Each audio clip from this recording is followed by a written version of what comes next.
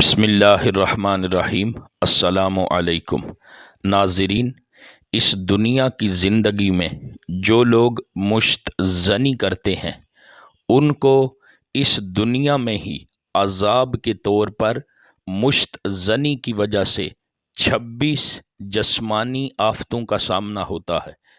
ان میں سے پہلے نمبر پر یہ کہ مشت زنی کا سب سے پہلا حملہ انسان کے دل پر ہوتا ہے اور دل آہستہ آہستہ کمزور ہو جاتا ہے۔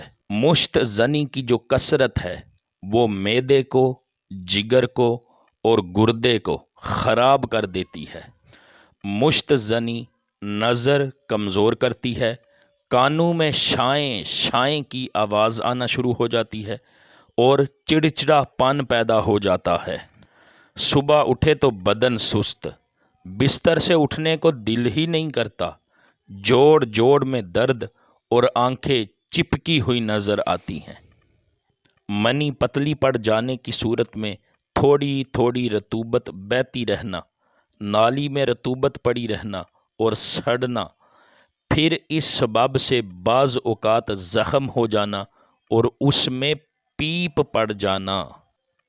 شروع میں پیشاب میں معمولی جلن کا ہونا، پھر مواد کا نکلنا، پھر جلن میں آہستہ آہستہ اضافہ ہو جانا، یہاں تک کہ پرانا سوزاک ہو کر زندگی کو ایسا تلخ کر دیتا ہے کہ آدمی موت کی آرزو کرنے لگتا ہے۔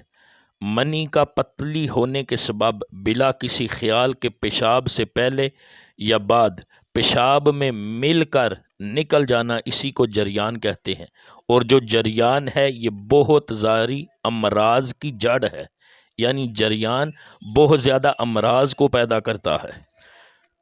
جو مشت زنی ہے اس کا نقصان کیا؟ مشت زنی سے عضو خاص ڈھیلا پڑ جاتا ہے، کمزور ہو جاتا ہے، ٹیڑھا ہو جاتا ہے، جڑ کمزور ہوتی ہے، شادی کے قابل بندہ نہیں رہتا، اگر جماع میں کامیاب ہو بھی گیا تو اولاد کی امید نہیں ہے۔ مشت زنی سے کمر میں درد کا ہونا، چہرہ زرد پڑ جانا، آنکھوں میں گڑے پڑنا، شکل وحشیانہ ہو جانا، تپدق کا ہونا، پاگل پن۔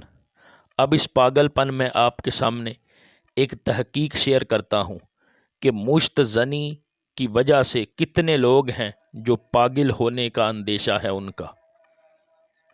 پاگل ہو جانے کا ایک سبب، ایک اطلاع کے مطابق جب 1000 تپدق کے 5 مریضوں کے اسباب پر غور کیا گیا تو یہ بات سامنے آئی کہ 1000 میں سے 414 مشت زنی کے سبب اور 1000 میں سے 186 لوگ کثرت جماع کے باعث پاگل ہوئے، اور بقیہ دیگر وجوہات کی بنا پر مبتلا تپدق ہوئے تھے۔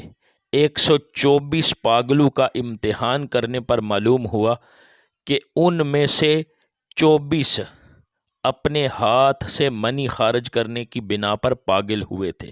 تو یہ کتنا بڑا گناہ ہے اور اس کی کس قدر سزا ہے۔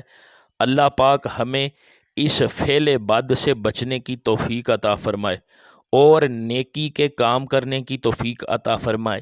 آمین ثم آمین، آمین بجاہ النبی الامین۔